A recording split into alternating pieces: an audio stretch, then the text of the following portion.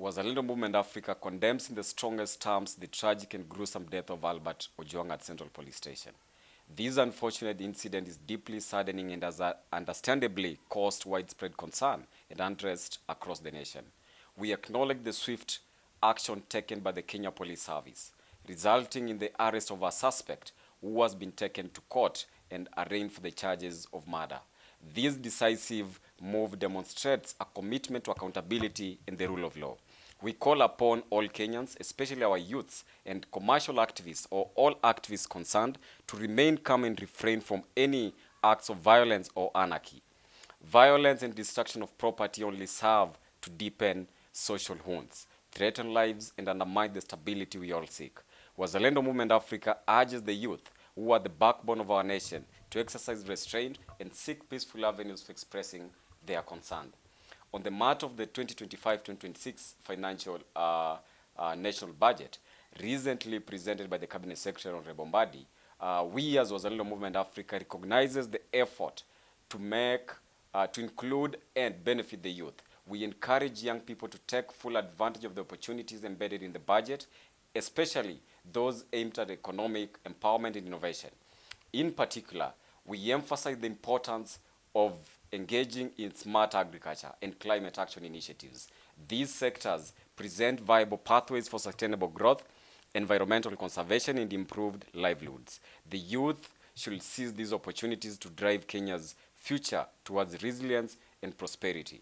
Regarding the calls for the resignation of the Deputy Inspector General, Mr. Eliud Lagat, CBS, OGW, HSC, we as Wazalendo Movement Africa firmly rejects demands for his resignation without substantiated evidence. Mr. Lagat has exhibited exemplary leadership and dedication to reforming and strengthening the Kenya Police Service.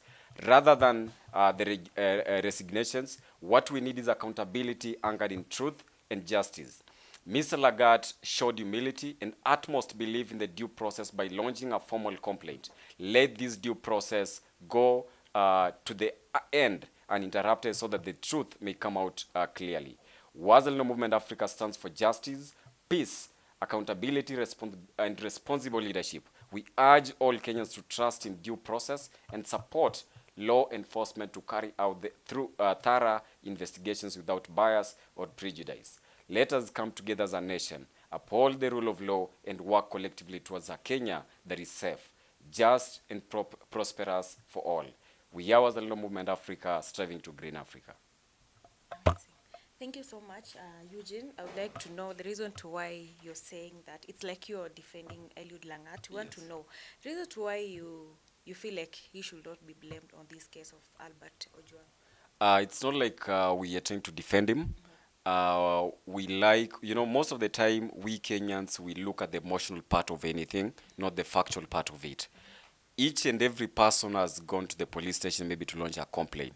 When you launch a complaint, you expect due diligence, due investigations to be done. So that is what exactly Mr. Lagat had done in his own capacity as a complainant. He does not have control of the Central Police Station. And that's why we've seen the members of the Kenya Police having given a press statement to have officers interdicted. And those who have been involved also, they have been arraigned in court. So I think it is a time to call for calm. Saying the DIG to resign is not call for accountability. We need justice for the family. We need a peaceful country. But we cannot say we are seeking for justice when at the same time we're also trying to obstruct the same justice by saying this individual, the complainant, should be the one to already resign. So I think we as Kenyans, we should be on the forefront to call for justice as we are. But we should be steadfast to know making the deputy IG to resign will not solve the issues at hand. If you look at it, the DCI has also given reasons why he does not feel like the DIG was involved in this matter. And everything points to Central Police Station. So as much as we want to look at the emotional part of it, yes, he was wrongly killed, and we are calling and demanding for justice. However, justice has to follow all due processes. So we are not saying that Mr. Lagat is innocent. All we are saying is let the government institutions do their due diligence without interference from external forces, by having people to organize demos to make sure the due diligence is not followed, just for rushy decisions whereby Mr. Lagat has been told to resign, which is not a sustainable solution. Yeah. So what do you think should be done for the family to get their justice? Because already, according to how you're trying to explain, Yeah. what do you think should be done? What I think is, in Kenya we have laws, we have institutions that work for us. We have the DCI, we have the courts, and the suspect has already been arraigned in court.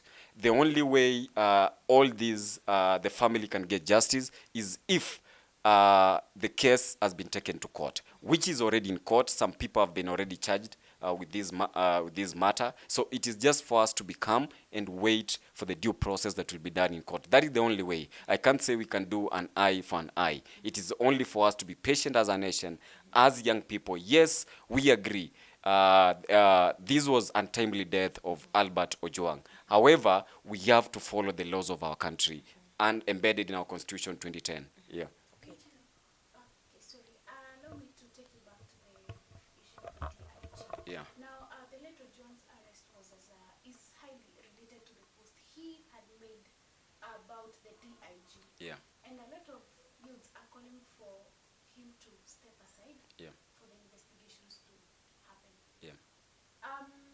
I think you're leaving aside that part that his arrest was as a result of a post he had made Yeah. about the DIG. Yeah. What do you have to say about that? Yes, that's what I've said. A complaint was lodged, and this complaint was about misuse of computer, Yeah. as per the Cybercrimes 2018 laws. However, we are saying, coming out with the chance to say the resignation of the DIG is the way to go is prudent. That is not the way we are going to solve the issues happening in this country. But do you think it's kind of part of helping the family to get justice? Since his name, that Yes. is Eliud Lagat, Yes. is already in this mix. It is not, it won't, having the DIG resign won't help the family get justice. The thing that will help the family get justice, if due diligence, due investigation is done, and important, or rather those who were involved are taken to court, they are arraigned in court so that we can know what really transpired.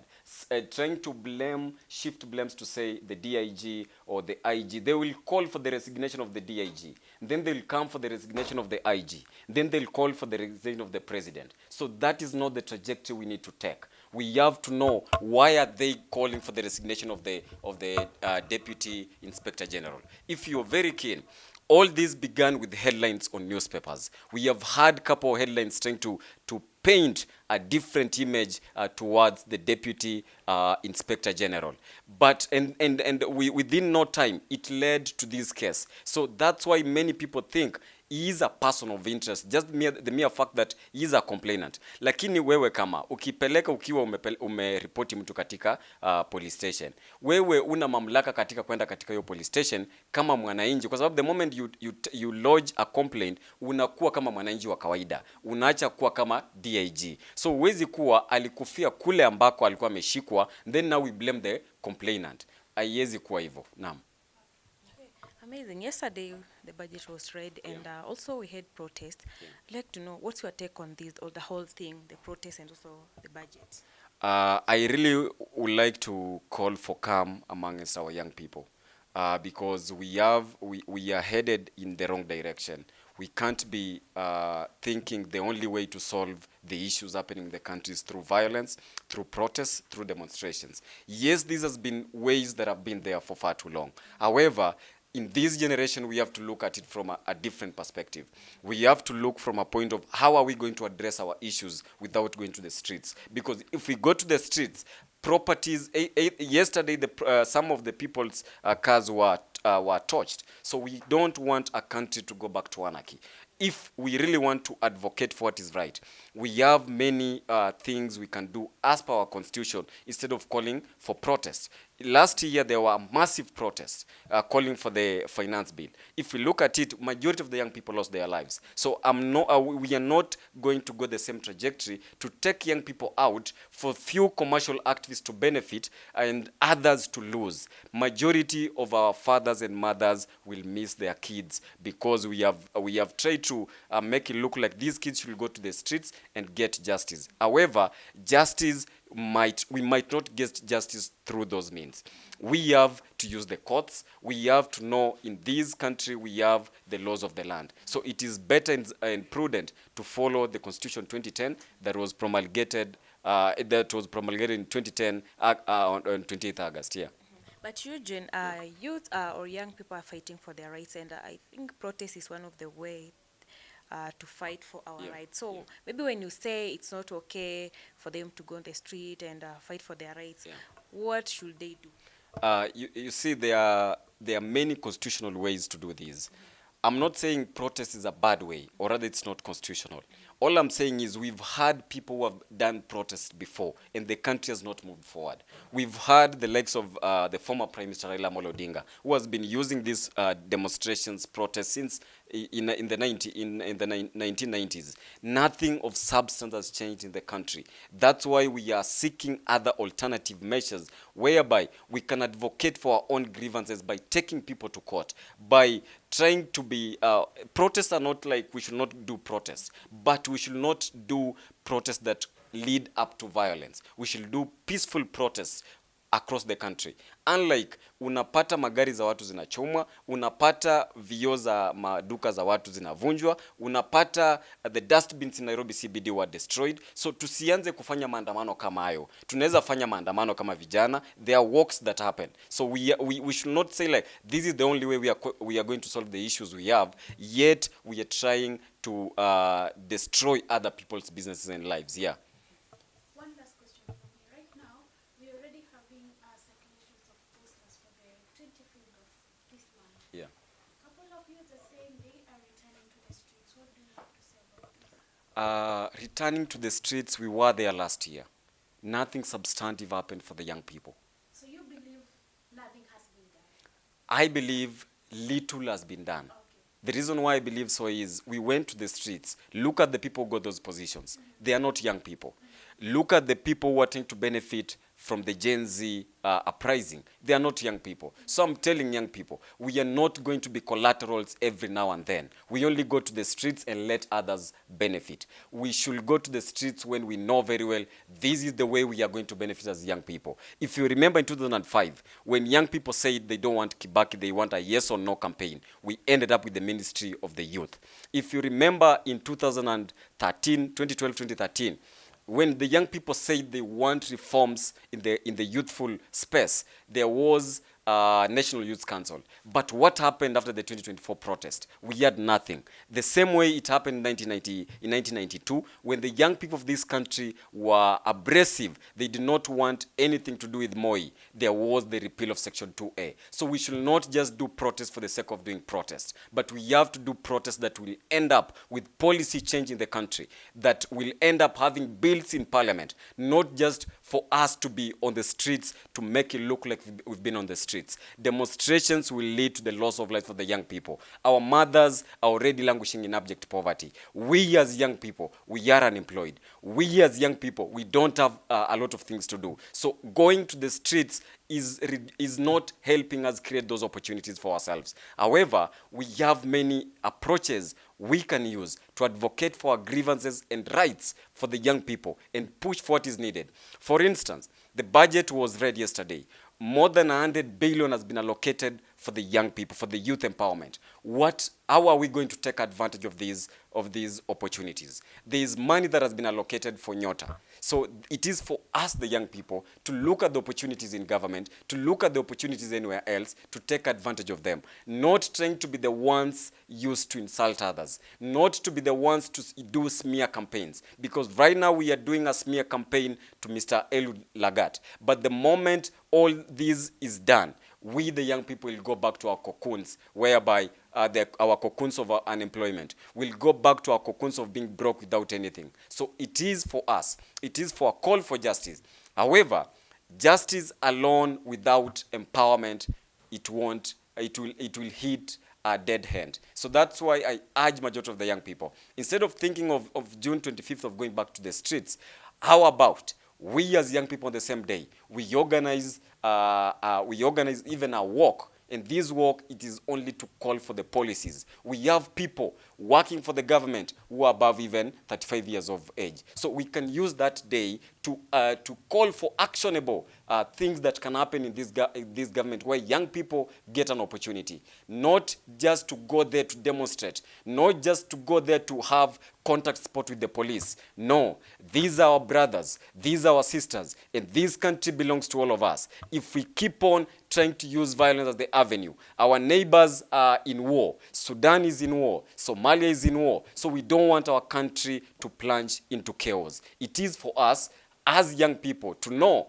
without a proper delegation, without proper policies, we are not going to achieve what we all want. So we must criticize any other form of violence, because those who lose lives si watu wazee, ni sisi vijana tunapoteza maisha, na kwenda kwa njia kila saa tutaendelea kupoteza maisha na hawa wazee wakiendelea kufaidika. So ningeomba sana vijana, hiyo tarehe wanasema itakuwa ni holiday, tusijitokeze kuleta vurugu, tusijitokeze kuleta maandamano. Maandamano haijabadilisha maisha yetu kama vijana. Maandamano imekuwa ikitumika, lakini sisi kama vijana hatujafaidika. Njia za kufaidika ni kwamba bajeti imesomwa. Tuangalie kuna nini ya vijana katika hiyo bajeti. Tuangalie kuna maofisi gani ya serikali ambayo watu ambao wako katika hizo maofisi ni wazee. Ukiangalia the State Department of the Youth, watu wangapi wakapo ambao ni vijana? Haiwezi kuwa this is the State Department of the Young People, yet watu wakapo ni wazee. So ningeomba sana vijana, we will be programmed to follow things that will not solve the unemployment menace. We'll be programmed to follow things that are nonsensical. So we have to look what is important and what is not important, not to waste time on protest, yet ni sisi tunazeeka, na wale ambao wanatuambia tufanye maandamano au wametengeneza pesa yao ama wako na kazi katika hizi serikali. Naam.